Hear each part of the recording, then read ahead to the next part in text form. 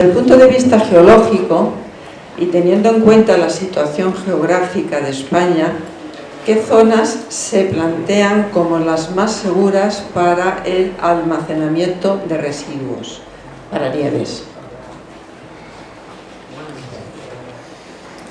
Es una pregunta efectivamente compleja, pero geológicamente, desde luego, las zonas más estables, digamos que estarían en lo que sería el centro, lo que llamamos del centro y parte de lo que sería la zona estable del macizo esférico, que sería, pues, evidentemente, lo que sería el sur son zonas con más actividad sísmica. Lo que sería también el norte, la parte pirenaica, pues podríamos decir que a lo mejor también es más inestable, pero bueno, luego del resto de España quizá el problema tenga más también una relación con la demografía, ¿no? Que tiene que haber varias variables que sirvan, no solamente la variable geológica, ¿no?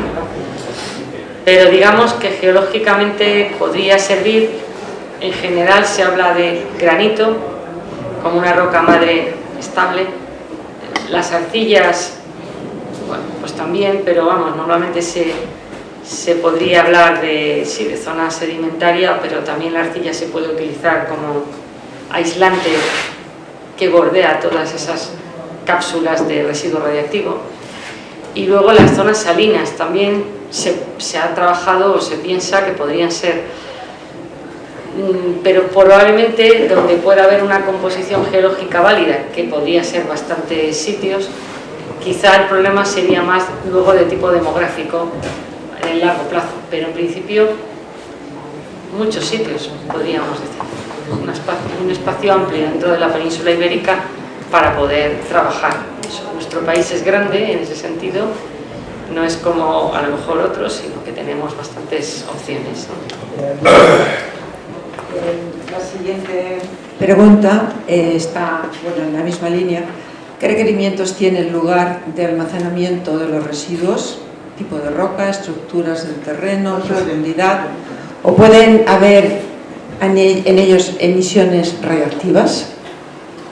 Sí, claro, la radiactividad es algo presente en la naturaleza, en cualquier roca, en cualquier suelo, la radiactividad está ahí, por tanto hay que contar con ella. En lo que es el terreno, ¿no? Pero eso no nos preocupa mucho porque, a ver, la radiactividad que tenga el terreno, pues lo que hay que hacer es, de cara a los trabajadores que puedan trabajar ahí, en zonas más o menos profundas, pues es sacar todo ese gas radiactivo o lo que pueda haber ahí, ¿no? Pero de cara a lo que sería gestionar con seguridad ese larguísimo plazo, hay que definir unos criterios y hay que definir todo un proceso metodológico que vamos a seguir. Eso todavía no está hecho. Por tanto, no soy yo la que tengo que decir qué proceso metodológico se va a seguir, pero el regulador tiene importancia en este tema.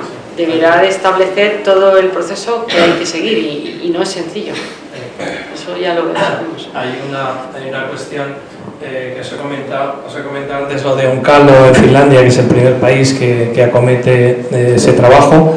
El gobierno español ha encargado a la empresa que está haciendo Oncalo en Finlandia que empiece ya a estudiar los sitios adecuados y los criterios para que de alguna manera pues tanto el Consejo como el gobierno puedan decidir. O sea que es la empresa que está en Finlandia. Enresa hizo trabajos de análisis geológico de lugares en España hace bastantes años, sí, pero eso quedó ahí parado en los años 90.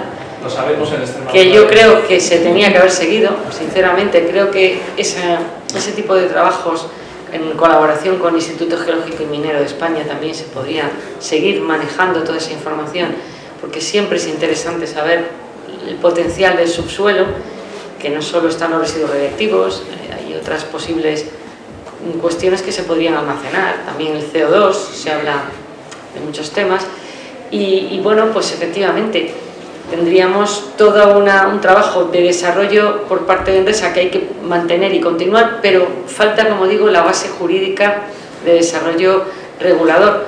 Es decir, por ejemplo, cuando el ATC de Villar de Cañas, tengo entendido que Endresa compró unos terrenos para entonces, posteriormente, poder hacer los estudios necesarios.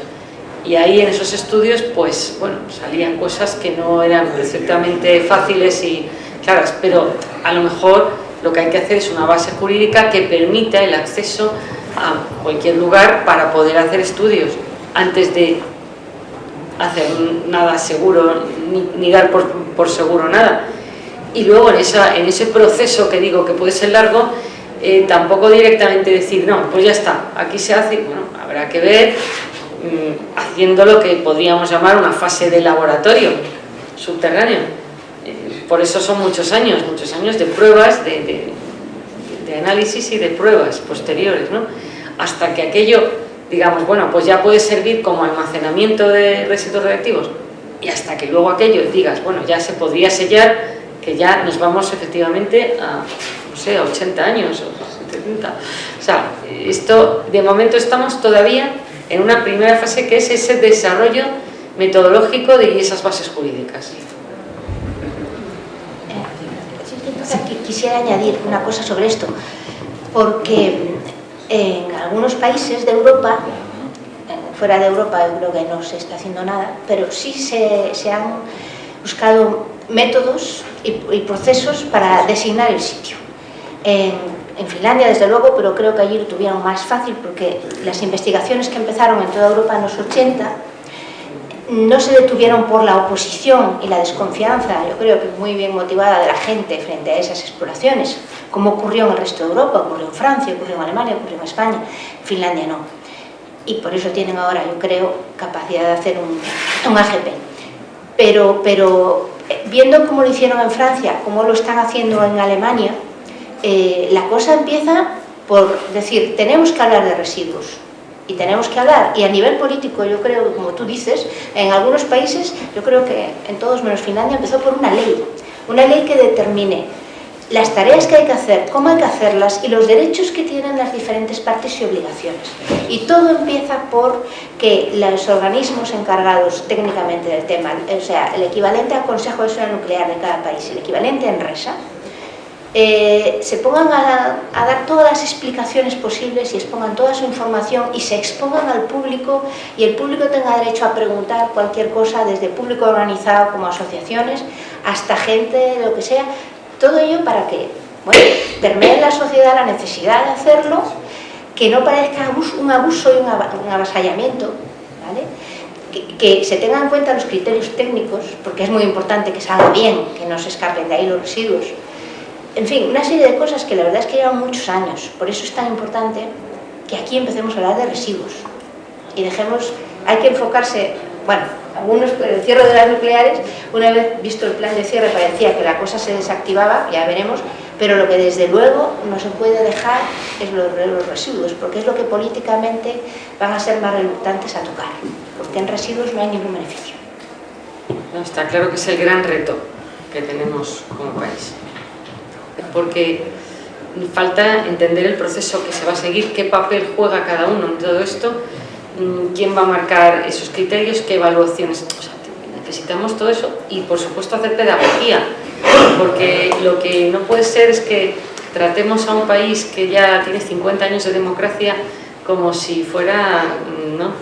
O sea, sin explicar, cuando ya la cultura ciudadana en la gente joven es mucho más avanzada.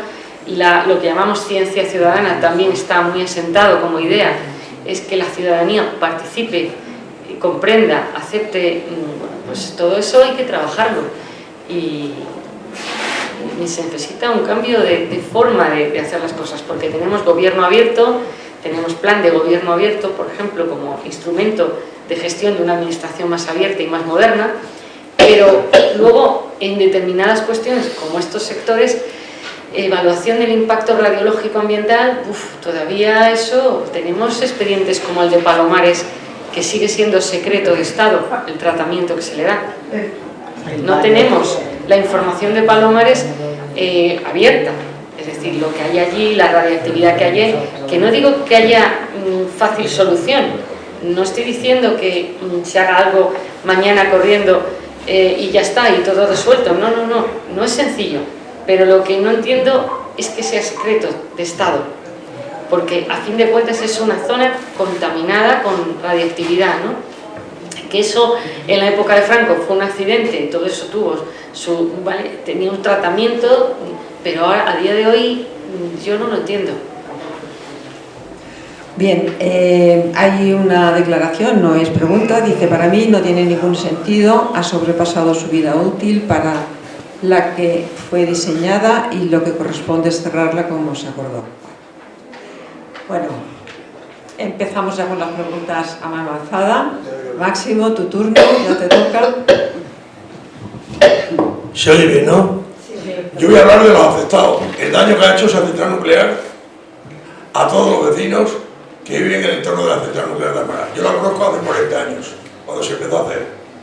Y como dice Juan, ahí ha habido muchísimas incidencias, sobre todo cuando se hizo la central, pues ahí se cometieron, regalaron muchas cosas a mucha gente para callar la boca, a vecinos, a gente, a políticos, a alcaldes, a todo el mundo. Pero ahí ha habido muchas fugas, como la del 13 de julio del 88, que fue a las 11:30 de la noche, y esa fuga fue de nivel 3.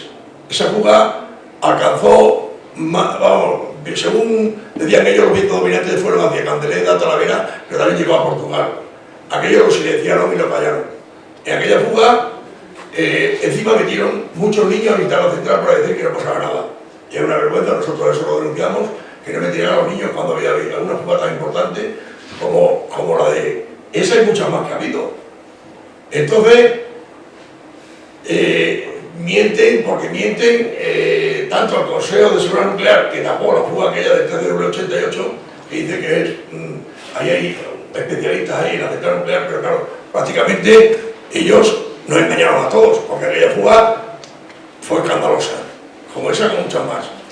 Y ahí yo lo saqué en televisión, como me ahora en Mississippi, todos los niños que nacieron con malformaciones en aquella época. Eso afectó a muchas familias y ha arruinado a muchas familias en la zona. A ellos les da mucho dinero a la central nuclear, pero ahí ha arruinado a cientos y cientos de familias y han muerto muchísimos niños, yo lo saqué en televisión, niños que nacieron sin piernas, sin brazos, con 8 dedos. Eso realmente es así.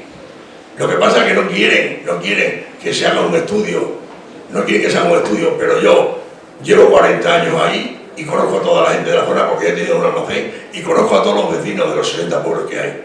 Y he hablado con las madres afectadas, con esas madres que han tenido niños con esas malformaciones, y nacieron muchos niños en aquella época con esas malformaciones. ¿Qué hicieron ¿qué hizo la central? Dieron dinero a los concejales de Almaraz, dieron dinero a los concejales de Sautedilla, lo taparon todo con dinero y con amenazas. Lógicamente. Vale, a mí se me ocurre una pregunta al hilo de lo que estás contando, y es: ¿planes de emergencia son públicos? ¿Está la gente preparada? ¿Los conoce? No se oye. Esa central no tiene, ahora mismo no tiene ningún aparato, ningún detector. Cuando sonaron la fuga del 13 de julio del 88, sonaron todas las alarmas de todos los pueblos. ¿Qué hicieron ellos? Las desconectaron y no las han vuelto a poner en marcha. Nosotros llevamos ya 25 o 30 años diciendo que pongan aparatos, detectores, alarmas, pastillas de yodo, no quieren ponerlas para que no se sepa nada. Pero ahora mismo, en este mes de enero, ha habido 2 incidentes, uno el día 9 y otro el día 13. Ahí nadie sabe nada. Serán más graves, menos graves, pero ahí ha habido incidentes graves de nivel 3, que de nivel 3 nos tenían que haber evacuado a todos. ¿Qué hicieron? Cortaron las alarmas, nos tragamos nosotros todos los gases radiactivos que tuvimos en la central, y los ingenieros, yo hablé con algunas mujeres que trabajaban con ellos, la dieron un mes de vacaciones y ellos se fueron al norte, se fueron a Sevilla, se fueron a San Sebastián, se fueron a Bilbao, y a nosotros nos quedaron ahí tragando la mierda durante meses, toda la fuga radiactiva que hubo, que fue muy... como esa ha habido muchas. Lo que pasa es que no siempre todo es en nivel 0. Sí, al hilo de esto, ¿se os ocurre alguna aclaración sobre los sistemas de emergencia? 10 minutos me sacáis la tarjeta y paré de hablar. Pues está bien que hables. No he hablado casi nada y me quedé sin decir otra cosa. Está bien que hables. Quiero decir que cuando me toque, me dejáis. Pero si quiere alguien contestar a esto, que conteste.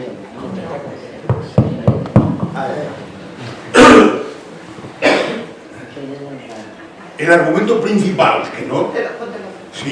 que no le recalqué fue, No oiréis hablar de la palabra corrupción en ninguna de estas campañas. Bueno, pero no lo oiréis. El tema de las centrales nucleares que se han construido y se construye, todo el profesor Neredo, a Solchaga se lo dijimos en su despacho, bien dicho, se han hecho por el inmenso negocio que supuso para los que la hacían la construcción de las centrales. Ese fue el gran argumento de fondo.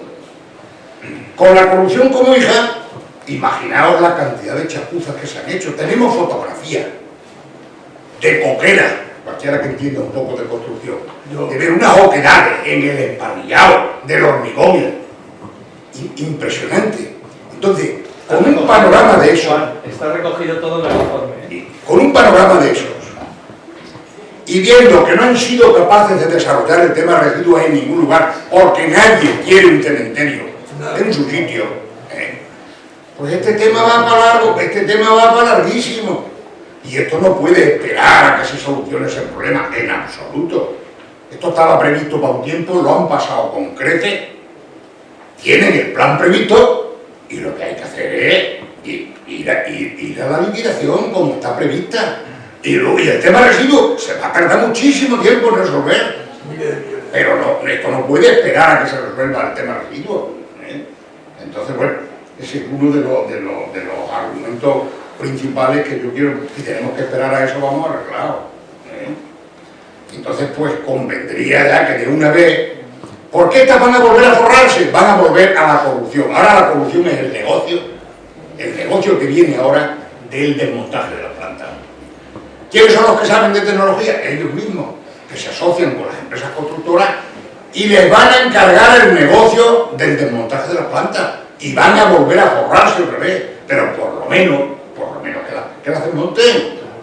O sea, es lo mínimo que tendríamos que hacer. Y toda esta piara de tontos, todos los días con esos discursos que nos están echando, eso da vergüenza ajena. Eso está escrito, eso tiene un plan, eso tiene un plazo, una caducidad. Y no puede esperar a resolver un tema que es que no le quieren en ningún lado. Eso hay que decirlo alto y claro. Y esto es hijo de la corrupción. Y como es hijo de la corrupción más absoluta, pues va a tener difícil solución. Vamos a esperar muchísimos años. Ellos hablan ahí que ganan mucho dinero, han ganado miles de millones. Máximo, a ver, que quería un poco aclarar dos cosas que has dicho, por dejar un poco también a la sala. Bueno, Máximo, no sé si le conocéis, yo le conocí en el año 90 quizás, o quizás antes, y organizamos junto con él y más personas una plataforma en la comarca de la Vera y del Campo Bañuelo, donde uno de los primeros actos que hicimos fue en su pueblo, en Talayuela, en el polideportivo, y se juntaron allí 1000 personas. En aquel entonces ya se anunció, lo que os comentaba antes, la central nuclear ya reconoció que los generadores de vapor, la tapa de la vasija, las barras de control, tenían fallos enormes y que iban a provocar un accidente si no los cambiaban, y no lo tenían previsto. Y entonces en aquella plataforma pues se juntó muchísima gente, estuvimos hasta los años 96, con reuniones semanales en la zona. En la zona se conoce perfectamente todo lo que ocurre. En aquel entonces empezamos a pedir un estudio epidemiológico, que nunca se ha hecho. Se ha hecho uno, pero a medias, y nosotros iniciamos con un médico que conoce Juan perfectamente, que iba a estar hoy aquí, pero bueno, estará en Badajoz, en el acto que hagamos en Badajoz a finales de este mes, y ahí recogimos casos, muchísimos casos de lo que está comentando Máximo, no tanto en la comarca del Campo Arañero, sino en la Vera, porque en la Vera tiene radiación natural, tiene radon, que igual habéis oído hablar de ello, porque en aquel entonces no se oía hablar del radon, ni había estudios de radio, ¿no? Estamos hablando del año 92, 93, 94, no había estudiado nada de eso. Y toda esa zona, además, es la de los vientos predominantes de la propia central nuclear. La propia central nuclear, en su funcionamiento cotidiano, está echando al agua, al Tajo y a la atmósfera elementos radiactivos, porque es como una olla, tiene que de alguna manera descargarlo, por agua y por aire. En el aire lo hacen ahora ya regulados más que antes, lo suelen hacer por la noche, y lo suelen hacer no de una manera global, sino paulatinamente. Y los vientos predominantes van hacia la vera, hacia el pueblo de Máximo, Jarandilla, Losar, toda esa zona. E incluso a finales de los 90 descubrimos un estudio publicado por el Ministerio de Defensa portugués, porque he de deciros que en aquel entonces trabajábamos con los portugueses. La central nuclear de Almaraz está a 100 kilómetros de la frontera. Y como sabemos, todas las centrales nucleares, pues el efecto que tienen del funcionamiento cotidiano y de accidente pues es enorme. Imaginaros Chernóbil, que llegó hasta Cataluña, ¿no? La influencia. O ahora mismo Fukushima, que está todavía sin resolver. Y en aquel entonces el informe del Ministerio de Defensa planteó en qué zonas iba a afectar en el caso de accidente de Almaraz, y en qué zonas del territorio, y cómo iba a afectar, y en qué horas y en qué días. En la frontera llegaba a los 20 minutos, llegaba a la frontera en dirección Sierra da Estela, que no sé si conocéis, está en el centro de Portugal, y luego subía hacia Oporto, que es la zona de los vientos predominantes. Y toda esa zona, es decir, que no solamente estaba afectado Lisboa por el tema del Tajo, sino que también Oporto, que es la segunda ciudad más grande que tiene Portugal, en caso de accidente. Y en aquel entonces, bueno, pues no conseguimos que los estudios epidemiológicos nos dieran la razón. No se ha conseguido en ningún sitio del mundo, porque realmente ya lo tuvieron en cuenta, lo que está comentando además Juan de la corrupción, ya tuvieron en cuenta que en este tipo de centrales, que nos las vendieron los americanos, son modelos Westinghouse americanos, salvo aquella que os dije francesa para la bomba atómica, y ya tuvieron en cuenta de seguir engañando incluso con el tema sanitario a la hora de colocarlo. Es decir, no era obligación en Estados Unidos que una central nuclear, cuando se instalaba en un sitio, tenían que hacer 10 años antes un estudio epidemiológico de toda la población para luego poderlo comparar. Si no tienes ese estudio previo es imposible. Y de hecho nunca en los juzgados hemos conseguido nada, ni en aquel entonces con el informe que hicimos con los médicos extremeños.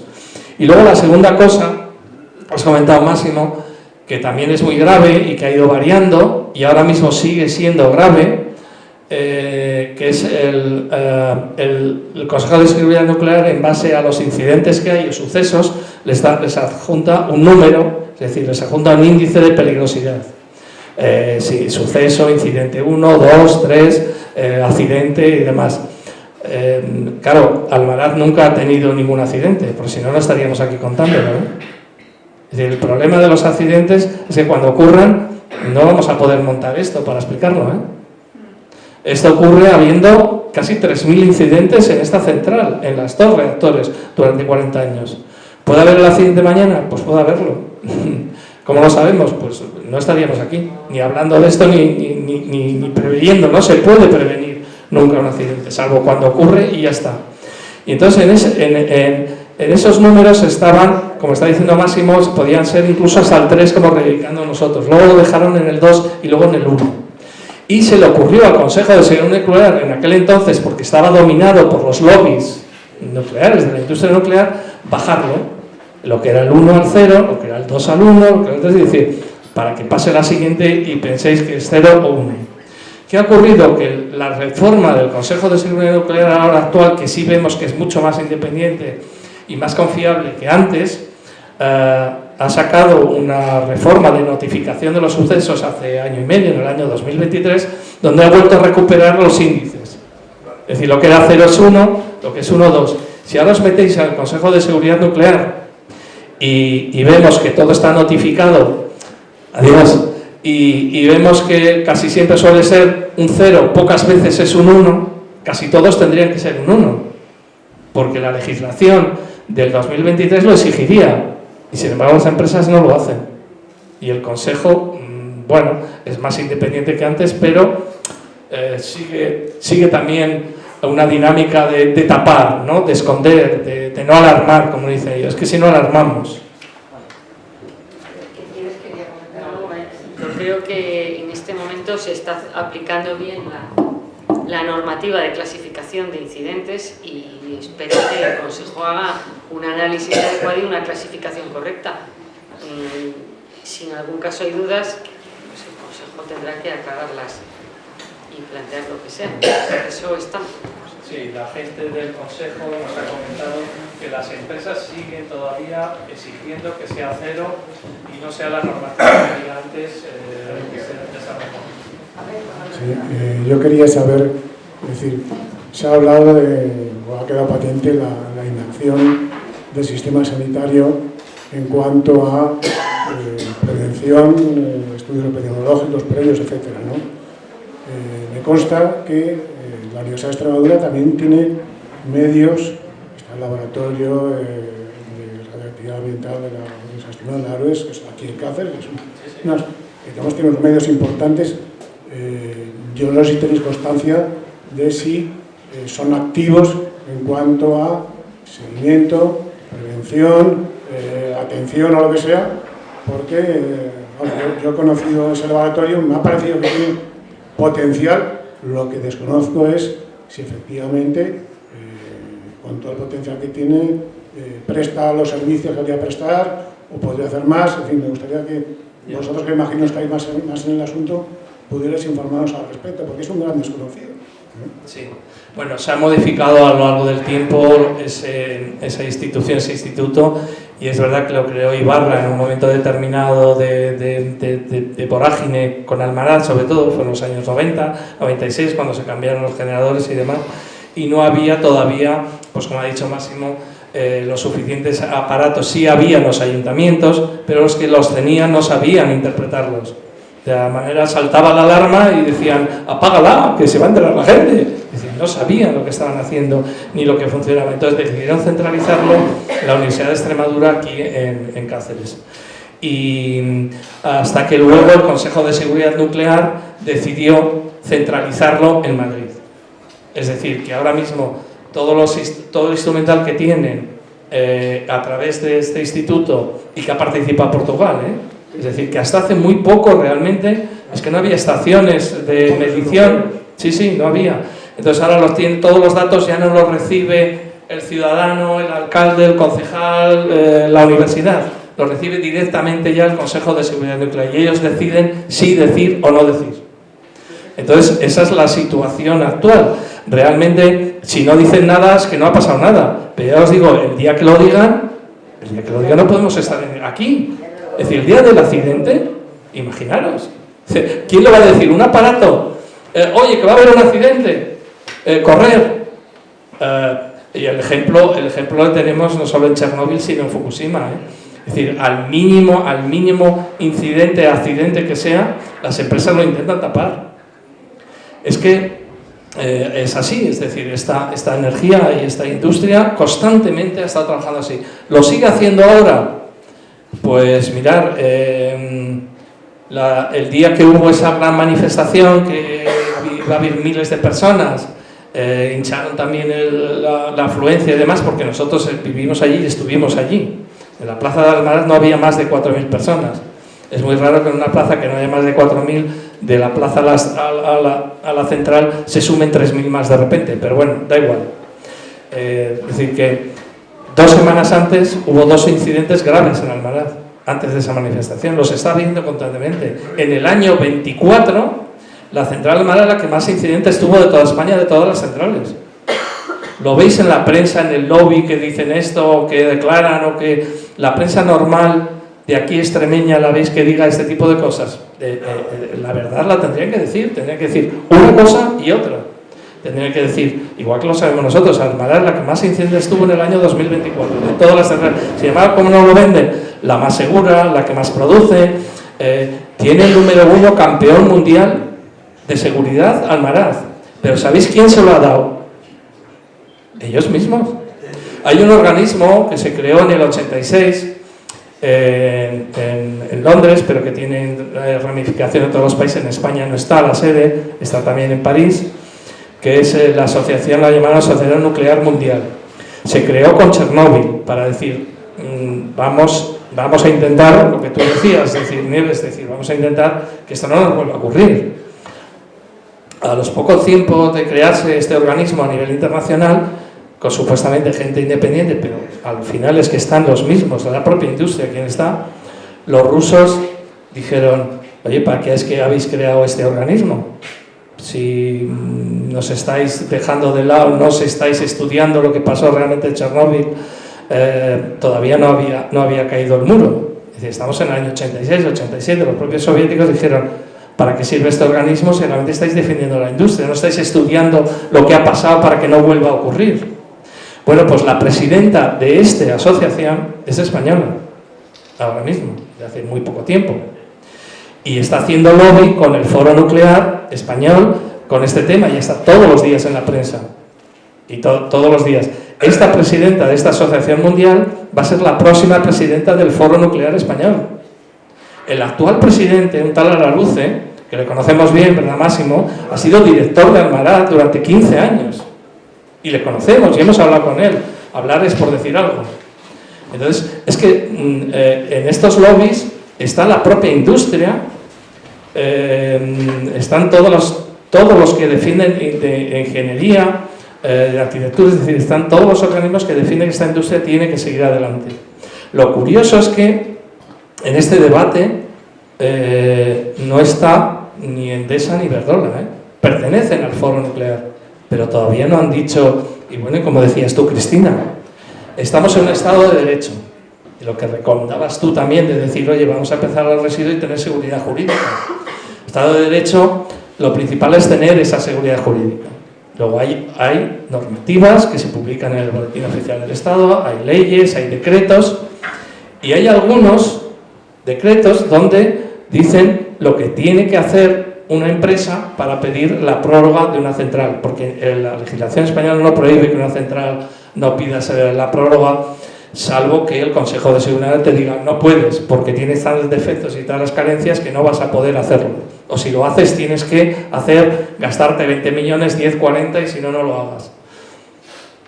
Pues en este tema pues han estado bueno, pues ocultando realmente qué es lo que estaba pasando. Iberdrola y bueno, y ahora mismo Endesa, es decir, las dos saben por la legislación, la ley esta que estamos hablando, el primer reactor cierra en noviembre del 27 y esa legislación dice que 3 años antes tienen que comunicar que quieren continuar con la central y se lo comunican al Consejo de Seguridad Nuclear con un informe, con un reglamento que está regulado además, que es lo que tienen que hacer para decirles sí o no. Y si les dicen sí, ¿con qué condiciones? Ha pasado noviembre del 2024 y ninguna empresa ha dicho quiero continuar. Lo cual quiere decir que ese reactor 1 va a cerrar el 27 sí o sí, porque no han pedido la renovación. Estoy hablando de las dos propietarias, no estoy hablando del lobby, El otro reactor va a cerrar en octubre del 28. Luego en octubre de este año, que cumple 3 años, antes de octubre de este año tiene que pedir el permiso, tiene que pedir, hacer la petición al Consejo de que quiere continuar con la central. Imaginaros que lo hace antes de octubre, por la presión del lobby, la presión política, yo qué sé. Y nos encontraríamos con que un reactor tiene que cerrar el 27 y el otro, supuestamente, como han pedido que continúe, pues que continúe, no sabemos cuánto. Entonces imaginaros el tinglao, ¿no? El circo que se puede montar en Almaraz teniendo uno cerrado y el otro que va a continuar en la misma industria, en el mismo sitio. Ese tinglado es increíble, pero puede ocurrir, Es que tenemos que cerrar ya. Entonces, la última pregunta. Lo mío va a ser muy corto y solamente es una reflexión que me hago en la actualidad, y es que en los años 80, en los años 90, incluso cuando yo acabé mi carrera de física teórica en los años 75, la sensibilidad que había frente al tema de las centrales nucleares era bastante grande. La población en general, había detractores, había gente que las quería, pero había una sensibilidad grande en la sociedad. A día de hoy yo creo que la mayoría de la gente, sobre todo la gente joven, sabe perfectamente que el cambio medioambiental es inminente, lo que está ocurriendo, pero se habla poquísimo de lo que significa la energía nuclear de todo lo que se está contando y de todo lo que se está diciendo. Evidentemente, el lobby del que estamos hablando, los medios de comunicación, las empresas, los políticos tienen muchísimo que ver en todo esto. Pero mi pregunta es, en unos momentos como estos, en los que eso está oculto dentro de del peligro del cambio medioambiental que es tan inminente y tan grande, esto está como oculto. ¿Cómo pensáis vosotros que se puede intentar revertir esta situación? Porque es que a mí me parece que esto es como si dijésemos ya una cosa casi oculta, como que no interesa a nadie. Es una pregunta, una reflexión que me hago y al hilo de todo lo que estáis contando. No sé ¿Revertir si hacia alguna... dónde? ¿Revertir hacia dónde? Hacia esa sensibilidad mayor. A una sensibilidad mayor de la sociedad. ¿A una sensibilidad para que se cierre o para que no se cierre? No, para que no se cierre. Vale, no te Para que se entendido bien. investigue sobre los residuos nucleares, para que se... Es que desde los años 70, que se estaba diciendo lo de los residuos nucleares, estamos en el 2025. Entonces ahora nos estáis diciendo, yo la verdad es que no estaba muy informada, que ni tan siquiera Francia, que yo pensaba que Francia era un país que sí que tenía sus estudios hechos sobre esto, por tanta cantidad de centrales nucleares que tiene. O sea, y que la sociedad no esté preocupada por esto, a mí me parece que es que está como que se ha ocultado, pero no solamente por el lobby, sino porque como el peligro del cambio medioambiental es tan grande, esto queda como tapado, como oculto. Y es una pregunta, una reflexión que me hago que a lo mejor no tiene respuesta, pero simplemente como reflexión. Perdón, antes de contestarle la otra pregunta y cerramos, ¿vale? Sí, bueno, intento ser breve y intento relacionarla, tenía dos y la relaciono un poco con la que acaba de hacer la chica que está arriba. Y hubo un poco la reflexión en cuanto a percepción de la peligrosidad o de la no necesidad que había de abrir entonces o de la necesidad que puede haber de cerrar ahora. En cuanto a esa percepción y ese laxo en la percepción, ¿no? Eso por un lado, percepción y terminología, ¿no? Y en ese sentido relacionarlo con la necesaria transición energética y con el vocabulario que se suele emplear de utilizar combustible de origen fósil, ¿no? En ese sentido, probablemente la nuclear no utiliza combustible de origen fósil, pero sí es no renovable, ¿no? Pero sí se incide en el origen fósil y no en el renovable. Hasta quizá cierto punto, si damos la vuelta en terminología, y ahí va un poco cuál era su opinión, el vínculo que se hace cuando se habla de los colores del hidrógeno, por ejemplo, en la economía del hidrógeno, se habla de un hidrógeno rosa, que es el que se produce con electricidad de origen nuclear, ¿no? Y se intenta hacer quizás, no sé si voluntariamente o no, y ahí va un poco lanzar esa pregunta, en la clasificación del verdor o de la idoneidad del hidrógeno, en esa supuesta economía del hidrógeno si llega, está el hidrógeno verde, electrolítico, ¿no? Con electricidad renovable, y el siguiente en bondad medioambiental es el rosa, es el de origen renovable, o sea, de electricidad nuclear, no sé, era un poco de nomenclatura y percepción, ¿no? de que se percibe menos peligroso o más, bueno, no hay un accidente notorio, y bueno, y esa terminología, ¿no? El uso voluntario, ¿no? de la terminología. Bueno, siempre ha habido propaganda en lo nuclear y eso es parte de la propaganda. El hidrógeno lo pueden poner de rosa para diferenciarlo del verde y decir, pero no es tan malo como el que es marrón o gris, vale. Pero la primera mentira es que las nucleares no emiten CO2, porque el agua la calientan con una fisión nuclear, pero llevar hasta ahí el combustible, o sea, la contribución de la minería del uranio, de los procesos de conversión, enriquecimiento y tal, es brutal. Hay muchos estudios, cada uno como quieren, mi referencia es el de Sobacol de 2008 y ahí habla de un promedio, después de revisión de 103 estudios de emisiones de las nucleares, de 66 gramos por kilovatio hora producido.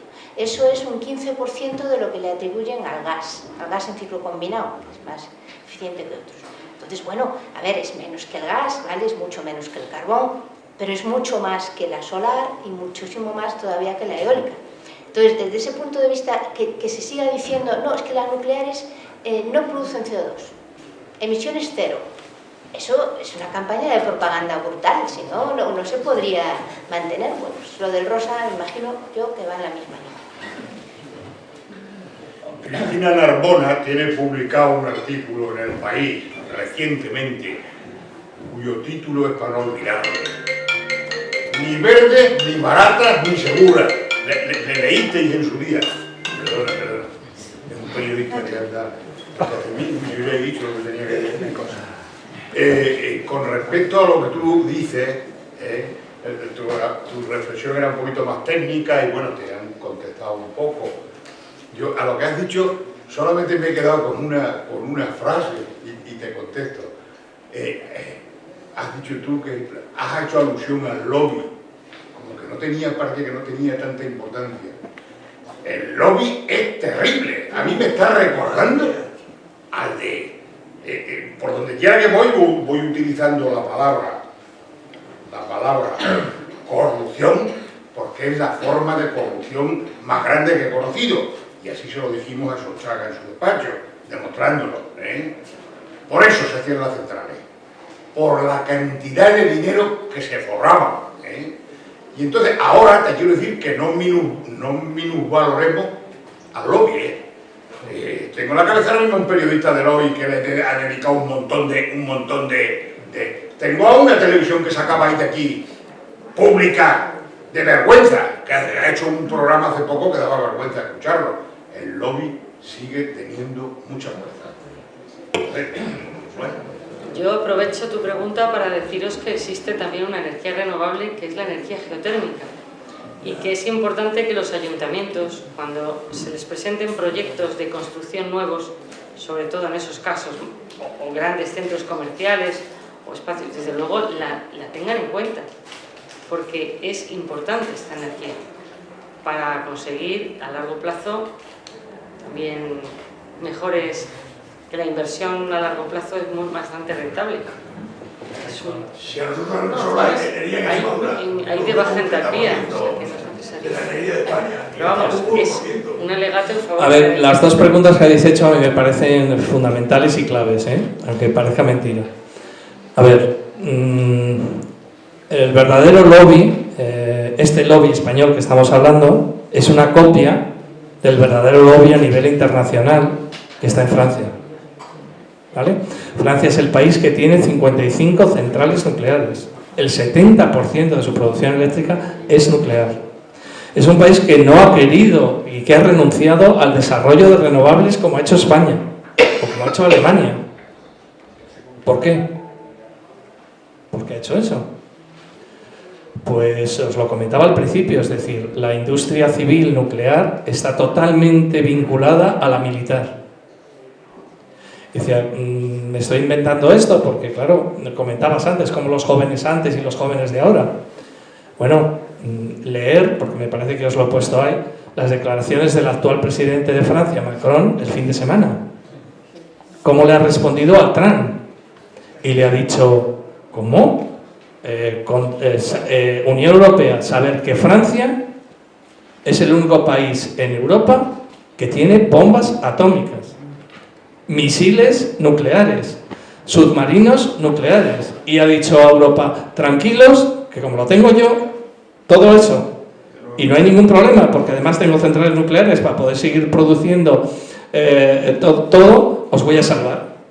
Es decir, Francia se ha presentado como salvadora en esta nueva dinámica que entramos absolutamente de guerra y militar, donde, claro, Francia, entonces, ¿qué es lo que hizo Francia hace 6 o 7 años?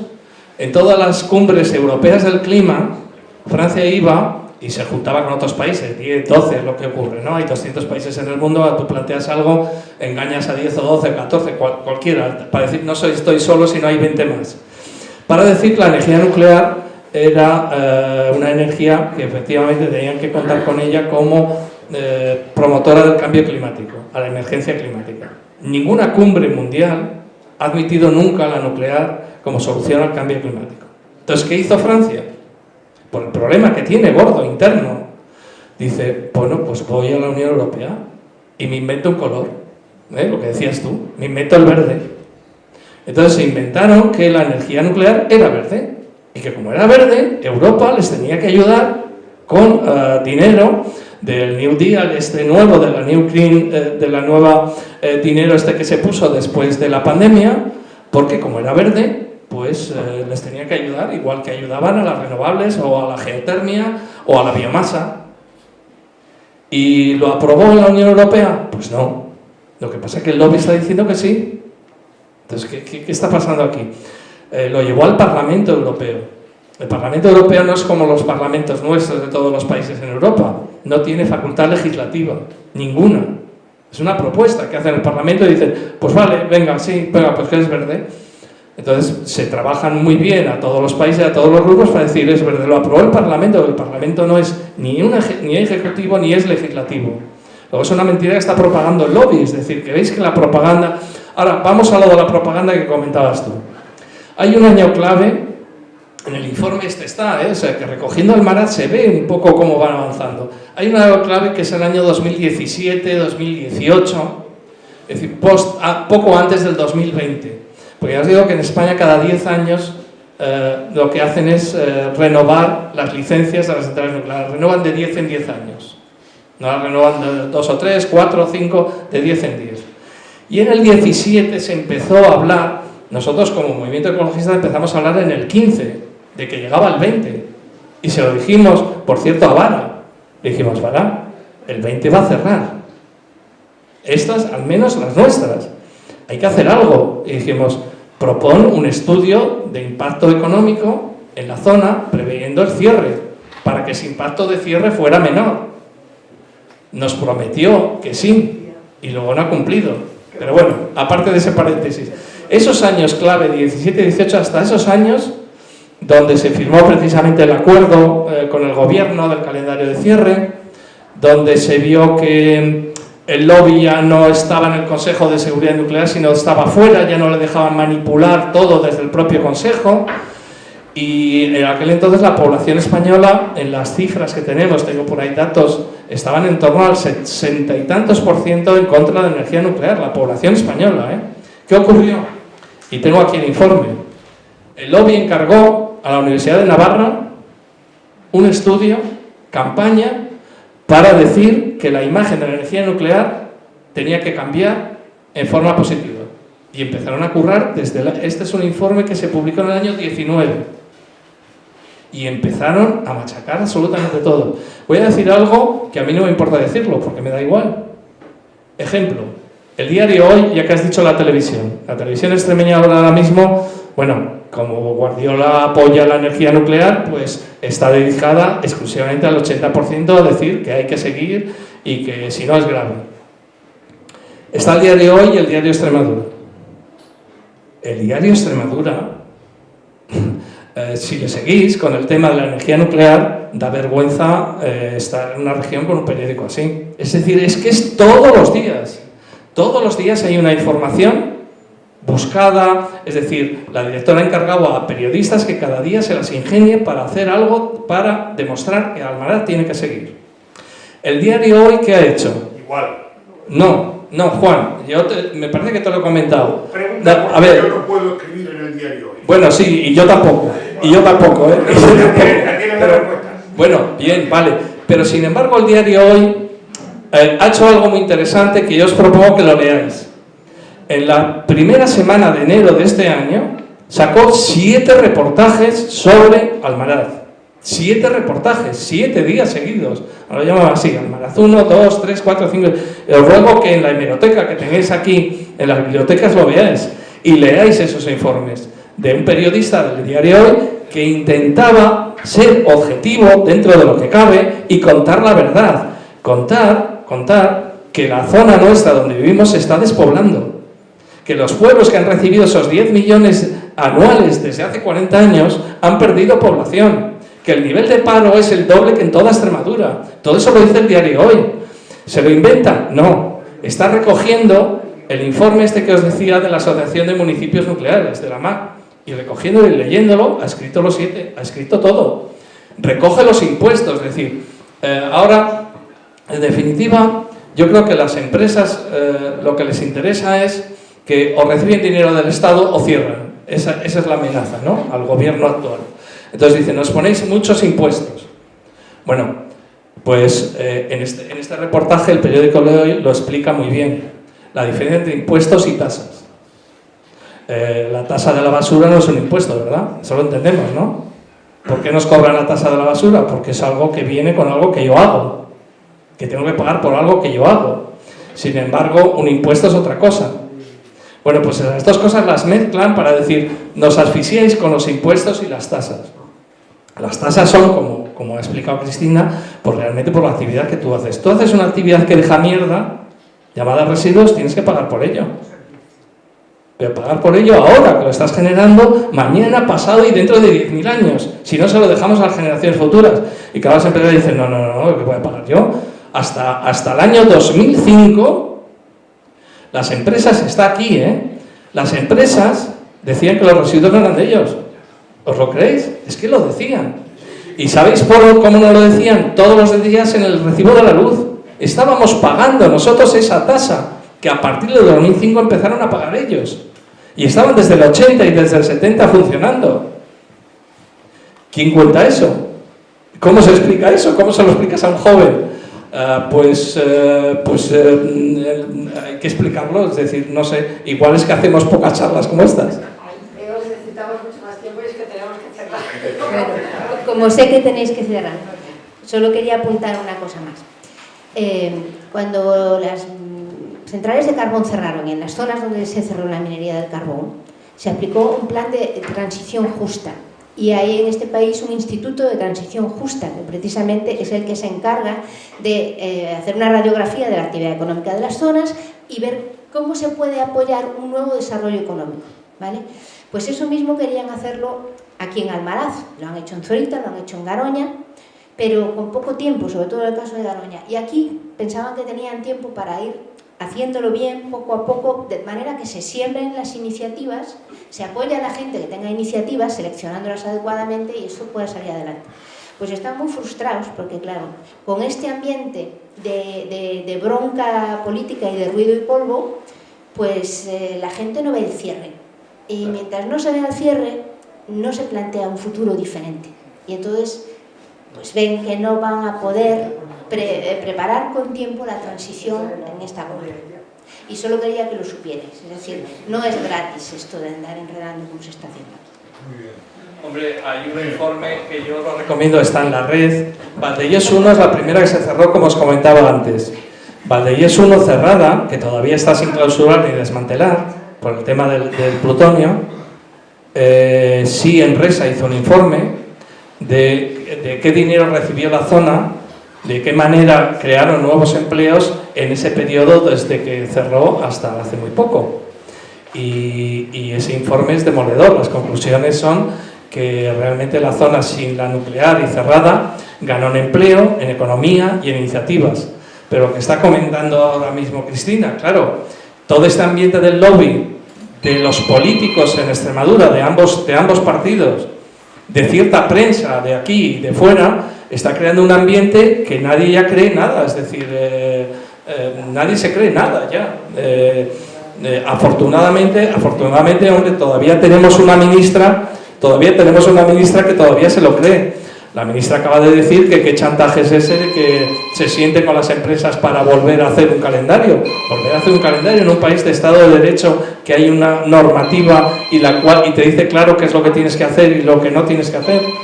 Y efectivamente la ministra acaba de anunciar que están haciendo ese trabajo, es decir, que el Instituto de Transición por fin está haciendo ese informe que, como os decía antes, nosotros en esta región le pedimos a Vara en el año 2015.